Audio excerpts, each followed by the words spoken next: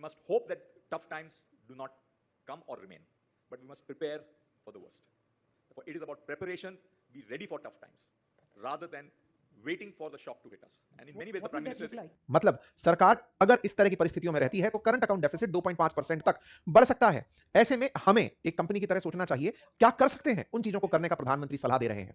इसका मतलब इंडस्ट्रीज के द्वारा प्रधानमंत्री के इस इनिशिएटिव का सीआईआई के मंच से क्या समर्थन दे दिया गया है? क्या इंडस्ट्रीज भी तैयार हैं कि वो आने वाले समय में प्रधानमंत्री के कहने पर वर्क फ्रॉम होम काम को करने के लिए लोगों को कम से कम ऑफिस बुलाना, यात्राओं को विदेश जाने से रोकना, तमाम चीजों को प्रभावित करेंगे? इन सबको समझने का आज के सेशन में जिक्र है, क्योंकि प्रधानमंत्री की देशवासियों के साथ 7 अपीलें हैं। पहला, तेल का कम उपयोग करें, इवन खाने के तेल का भी कम उपयोग करें क्योंकि भारत उसे डॉलर से खरीदता है। पेट्रोल डीजल को कम खरीदें क्योंकि भारत उन्हें डॉलर से खरीदता है। सोना कम खरीदें क्योंकि भारत सोना भी बाहर से डॉलर से खरीदता है। फर्टिलाइजर्स खेतों में कम डालें क्योंकि उन्हें भी हम डॉलर से खरीद कर लेकर आते हैं। इसके साथ साथ स्वदेशी अपनाएं, कारपूलिंग करें। इस तरह की सलाह प्रधानमंत्री के द्वारा दी गई है। इन सभी बातों को उन्होंने फिर से जाकर गुजरात में जब दोहरा दिया तो चर्चा होने लगी कि ये अनकहा लॉकडाउन धीरे से लाया कैसे जा रहा है। चलिए इन सब बातों पर चर्चा करेंगे, लेकिन उससे पहले आपको घर पर, क्योंकि अब ऐसे में घर पर रहने